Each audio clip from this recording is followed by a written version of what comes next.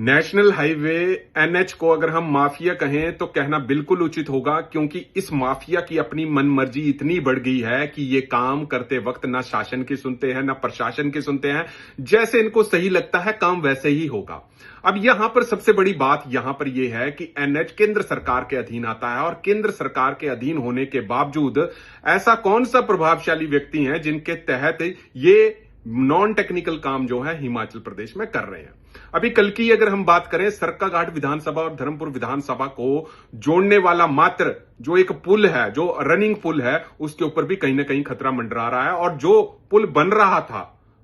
वो कल ढह गया, मतलब उसके जो गार्डर थे वो नीचे गिर गए, और मिट्टी से जो नीचे पाइपें लगी थी निकासी के लिए, जो कि पूरी तरह से दब गई हैं, और वहां पर डैम बन गया हुआ है, और गासिया माता मंदिर और मोक्ष धाम जो थे वो पूरी तरह से वहां पर डूब चुके हैं। हालांकि मौके पर हम आज की बात आए, लाइव तस्वीरें जो थी वो जो पूर्व प्रत्याशी धर्मपुर विधानसभा के भाजपा की तरफ से रजत ठाकुर जी और जिला परिषद वंदना कुलेरिया जी वहां पर वो पहुंचे, और उनकी जो बहस थी, गर्मा गर्मी जो थी, वो एनएच के कर्मचारियों के साथ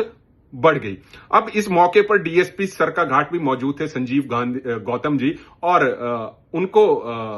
बताने की कोशिश की कि आप जो एनएच के कर्मचारी हैं उनको प्रोटेक्शन देना बंद करें। हालांकि डीएसपी सरकाघाट का ऐसा कहना था कि देखिए हमने इनको कोई प्रोटेक्ट नहीं किया है, हम सिर्फ मौके पर आए हैं, परंतु जो गर्मजोशी जो थी उस क्षेत्र में बढ़ गई। अब देखिए यहां पर एक चीज बात करने वाली बात है कि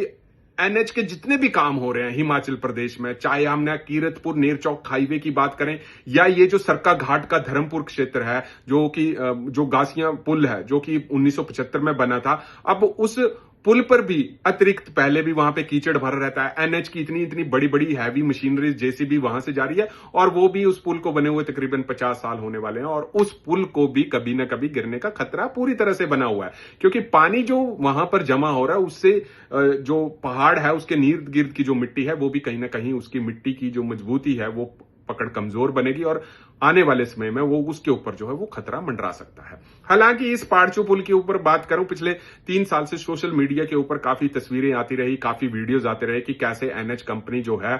दरकिनार, जो नियमों की जो दरकिनार है उनकी धज्जियां उड़ाते हुए लोगों की जान के साथ जो है खिलवाड़ कर रही है। अभी देखिए यहां पर एक चीज यहां पर यह थी कि जो एनएच वहां पर पुल बना रहा था, जहां पर उसको पूरी तरह से गार्डर और पिलर नीचे की तरफ से दिए जाने थे, फिर पुल का निर्माण करना था। ऐसा कौन सा माउंटेन इंजीनियरिंग का कंसेप्ट एनएच के कर्मचारियों ने लगा दिया कि मिट्टी से ही उसको उठाने की कोशिश की गई, और उसकी मिट्टी की अवैध डंपिंग वहां पर हो गई। अब ये देखिए इन सवालों को पूछने के लिए शायद अब मीडिया भी आगे आएगा,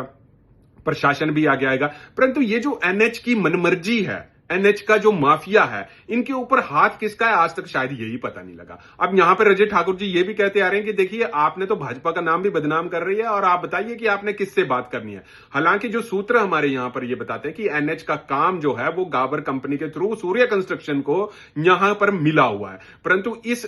तरह से जो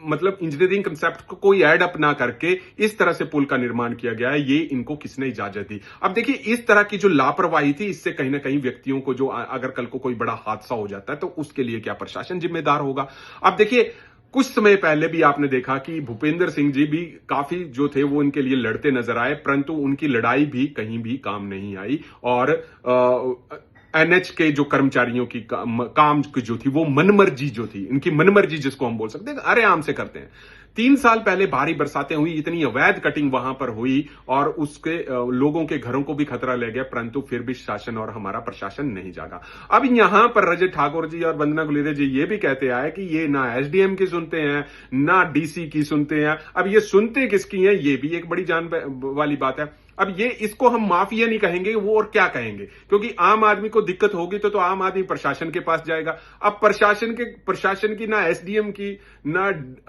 डीसी मंडी की बात ये लोग सुनेंगे तो शायद उस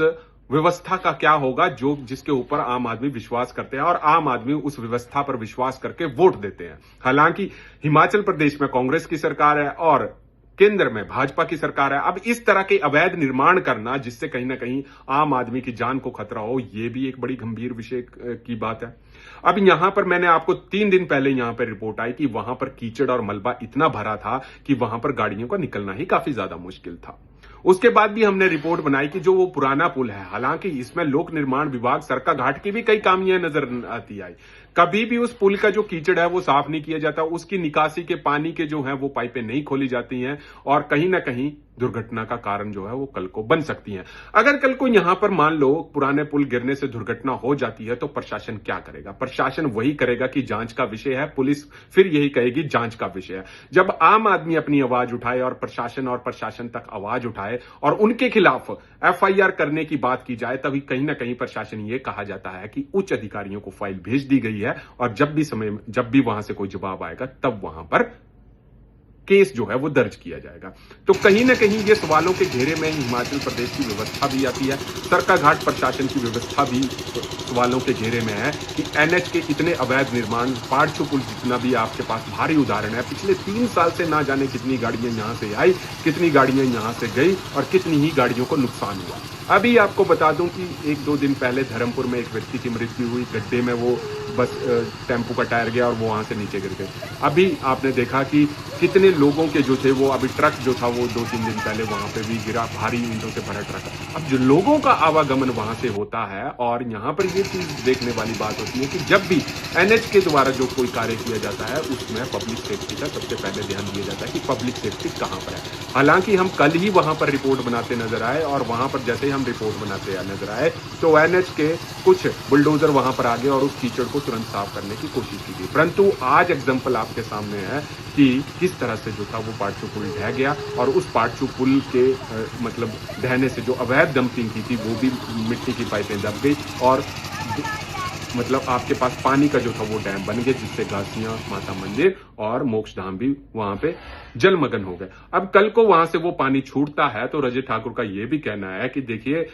कल को धर्मपुर बाजार पूरी तरह से जलमग्न हो जाएगा और उन्होंने ये भी अपील की कि एनडीआरएफ टीम वहां पे भेज दिया जाए क्योंकि कल को वहां पे नुकसान होना निश्चित है। और जो पुराना पुल है जो कि 1975 में बना है वो भी कब तक करीबन 50-51 साल हो गए हैं और उसको भी कहीं ना कहीं गिरने का खतरा जो है वो मंडरा रहा है। अब यहां पर गलती किसकी निकालें? क्योंकि जब भी कोई पुल बनाए जाते हैं या पुराना पुल होता है उसकी जांच और देखरेख का काम कहीं ना कहीं लोक निर्माण विभाग का होता है। कल को मान लीजिए ये पुल गिर जाए तो शायद वो भी जांच का विषय होगा, उसमें भी जांच की जाएगी कि किन की गलतियों के कारण हुआ है। परंतु बात यहां पर यह है कि उच्च अधिकारियों पर बैठे हुए पर भी प्रशासन कोई कार्यवाही नहीं करता है या कोई मजबूरी है कि इन बड़ी बड़ी कंपनियों के खिलाफ, एनएच के खिलाफ और इनके बड़ी बड़ी कंस्ट्रक्शन कंपनियों के खिलाफ आज तक कोई काम ही नहीं हुआ। हालांकि काम करना जरूरी है परंतु जो मापदंड पब्लिक सेफ्टी के लिए बनाए गए हैं वो भी देखना जरूरी है। अब इस तरह से जो पानी का डैम बन गया और पाड़छू पुल ढह गया, इसके जिम्मेदार कौन होगा ये तो आने वाला वक्त ही बताएगा। अब ये देखने वाली बात होगी कि जो वो डैम वहां पर बन रहा है उस पुल को पानी किस तरह से निकाला जाता है,